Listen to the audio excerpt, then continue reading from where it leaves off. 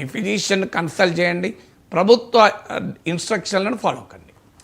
ఈ కోవిడ్ భయంతో బతకాల్సిందేనా సార్? ఈ కరోనా నుంచి పూర్తిగా శాశ్వతంగా విముక్తి లేదా మనకి?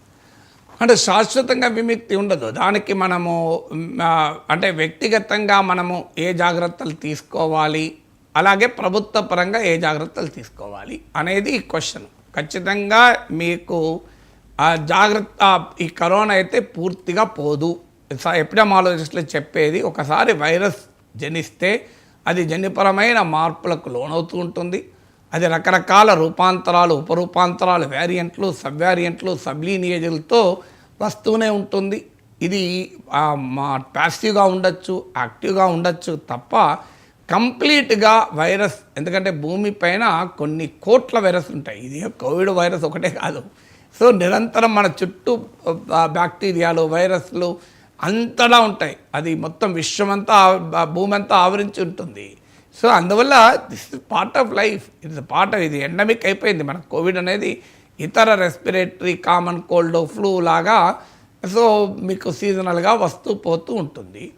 వస్తూ పోతూ ఉన్నప్పుడు వ్యక్తిగతంగా ఏ జాగ్రత్తలు తీసుకోవాలి, ప్రభుత్వ పరంగా ఏ జాగ్రత్తలు తీసుకోవాలి అనేదే క్వశ్చన్స్. సో వ్యక్తిగతంగా ఏ జాగ్రత్తలు తీసుకోవాలి అనే క్వశ్చన్కి ఆన్సర్ ఏంటి? ముఖ్యంగా ఓల్డేజ్ వాళ్ళు, కోమార్బిడిటీ ఉన్నవాళ్ళు, అనుబంధ అనారోగ్యాలు ఉన్నవాళ్ళు, ఇమ్యూన్ కాంప్రమైజ్ సిచ్యువేషన్లో ఉన్నవాళ్ళు, ఆటో ఇమ్యూన్ డిజార్డర్స్ ఉంటారు, అలాంటి వాళ్ళు ఇమ్యూన్ సప్రెషన్ మెడిసిన్స్ వాడుతుంటారు. సో అలాంటి వాళ్ళు, మనలో రోగనిరోధక శక్తి తక్కువ ఉన్నవారు, రోగనిరోధక శక్తిని ఇతర వ్యాధుల్ని ట్రీట్ చేసే క్రమంలో మందులు వాడి అణచివేయబడిన వారు, ఇలాంటి వారు ఖచ్చితంగా జాగ్రత్తగా ఉండాలి. ప్రభుత్వ ఇన్స్ట్రక్షన్లను బట్టి, డాక్టర్ల, వైద్యుల ఇన్స్ట్రక్షన్లను బట్టి మనము మాస్కులు పెట్టుకోవడమా, చేతులు వాష్ చేసుకోవడమా, క్లోజ్డ్ పబ్లిక్ ప్లేసెస్ను అవాయిడ్ చేయడమా, ఇలాంటి జాగ్రత్తలు ఈ స్పైక్స్ టైంలో, అంటే కేసుల సంఖ్య పెరిగిన సమయంలో జాగ్రత్తలు తీసుకోవడం కాస్త మంచిది. అలాగే మీకు ఈ ప్రభుత్వ పరంగా ఖచ్చితంగా అప్రమత్తంగా ఉండాలి.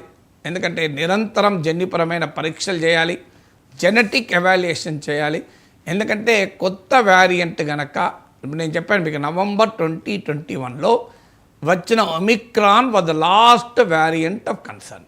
ఇప్పుడు డామినెంట్గా ఉన్న సబ్ వేరియంట్ కూడా పిరోలా JN1 సబ్ వేరియంట్ కూడా, ఇది వచ్చి కూడా మనకు దాదాపు 2 years అయిపోతుంది. 2023లో వచ్చింది ఇది మన దేశంలో కూడా, నవంబర్ డిసెంబర్ నుంచి, అంటే నియర్లీ 1.5 years దాటిపోయింది. సో అందువల్ల ఇది ఎప్పుడు కొత్త వేరియంట్ వస్తుందో తెలియదు. సాధారణంగా ఇంత వైరస్ ఇంత ఉధృతంగా దాదాపు అందరికీ వైరస్ సోకినాక, వ్యాక్సినేషన్ కూడా అయిపోయాక, మోస్ట్ ప్రాబబుల్ పాసిబిలిటీ ఏంటంటే వైరస్ మరింత ప్రమాదకరమైన వేరియంట్గా రాకపోవచ్చు.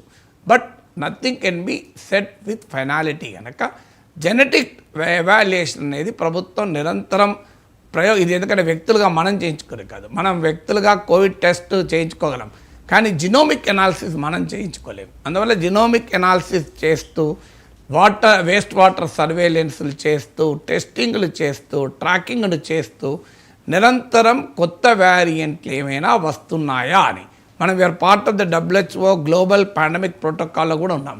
ప్రపంచవ్యాప్తంగా కూడా ఈ ఇన్ఫర్మేషన్ షేర్ అవుతూ ఉంటుంది. ఎందుకంటే ప్రభుత్వము ఈ సమాచారాన్ని దాయకూడదు, ఎందుకంటే దాస్తే పానిక్ పెరుగుతుంది. సో అందువల్ల ట్రాన్స్పరెంట్, ఎందుకంటే ఇన్ఫోడెమిక్ ఉంటుంది, అంటే సమాచార ఉపద్రవం కూడా ఉంటుంది. దీన్ని ఎప్పటికప్పుడు కరెక్ట్ సమాచారం ఇవ్వాలి. వ్యక్తులుగా మనము తెలిసి తెలియంది, అన్వెరిఫైడ్, ఊరు పేరు లేకుండా ఎవడో వాట్సాప్లో వస్తే దయచేసి దాన్ని ఫార్వర్డ్ చేయకండి, షేర్ చేయకండి. మనలో ఉండే ఒక పెద్ద కోమార్బిడిటీ ఏంటంటే ఈ షేరింగ్, ఒక సోషల్ మీడియా కోమార్బిడిటీ. ఇది ఒక అనుబంధ అనారోగ్యం ఏంటంటే ఒక సిక్ మైండ్, ప్రతిదాన్ని షేర్ చేస్తూనే ఉంటారు గ్రూపులల్లో. అది రైటా, రాంగా, అది న్యాయమా కాదా అని కూడా చూడరు. అసలు ఏవి ఆలోచించకుండా మూర్ఖంగా షేర్ చేసే వాళ్ళు సమాజంలో చాలా ఎక్కువ మంది ఉన్నారు. వీళ్ళ వల్ల ఎక్కువ ప్రమాదం, కోవిడ్ వల్ల కాదు ప్రమాదం. కోవిడ్ వల్ల ప్రమాదం కాదు, ఈ మిస్ఇన్ఫర్మేషన్ను స్ప్రెడ్ చేసే వ్యక్తుల వల్ల, సెన్సేషనలిజం ద్వారా వ్యూస్ వస్తాయి, జనం చూస్తారనుకునే మీడియా వల్ల ప్రమాదం. వీళ్ళ వల్ల ఎక్కువ ప్రమాదం, వైరస్ వల్ల కాదు. ఎందుకంటే వీళ్ళు రూపాంతరం చెందరు, వీళ్ళు ఇలాగే ఉంటారు. సో అందువల్ల దయచేసి అలా స్ప్రెడ్ చేయకూడదు. సైంటిఫిక్ ఇన్ఫర్మేషన్ మాత్రమే మనం కమ్యూనికేట్ చేయాలి. సో అందువల్ల ప్రభుత్వము హాస్పిటల్ హెల్త్ ఇన్ఫ్రాస్ట్రక్చర్ను మనం రెడీగా ఉంచుకోవాలి. సిపిఆర్ని బట్టి సర్వేలెన్స్ను బట్టి అవసరమైన చర్యలు తీసుకోవాలి. ఎందుకంటే ఇది ఎగ్జాగరేట్ చేస్తే ప్రమాదం ఏంటంటే ఇతర హెల్త్ సిస్టమ్ దెబ్బతింటాయి. ఇప్పుడు మనం కోవిడ్ అప్పుడు చూసాం, ఈవెన్ హార్ట్ అటాక్ వచ్చిన వాళ్ళకు కూడా ఇబ్బందులు పడ్డారు. మందులు ట్రీట్మెంట్లు దొరకక, క్యాన్సరు, కిడ్నీ సీకేడి అంటారు, క్రానిక్ కిడ్నీ డిసీజ్, సీకేడి పేషెంట్లు, ఇలాంటి వాళ్ళందరూ ఇబ్బంది పడ్డారు. అందువల్ల అన్డ్యూ స్ట్రెస్ హెల్త్ సిస్టమ్ మీద పడి మొత్తం ఇతర రకాల అనుబంధ రోగాలకు ట్రీట్మెంట్ ఆగిపోయి అంతా కోవిడ్ మీద పడే ప్రమాదం ఉంటుంది. అది ఎగ్జాగరేషన్ వల్ల వచ్చే సమస్య. అండర్ ఎస్టిమేషన్ చేయకూడదు. ఎందుకంటే ఇది పాండమిక్, ఇది వైరస్, ఇది ఎప్పుడు ఎలా బిహేవ్ చేస్తుందో మనం ఖచ్చితంగా నిర్ధారణ చేయలేం కనుక అప్రమత్తంగా ఉండాలి. ఈ రెండు ప్రభుత్వాలు ప్రజలు దృష్టిని పెట్టుకొని చూడాలి. Thank you so much sir. కరోనాపై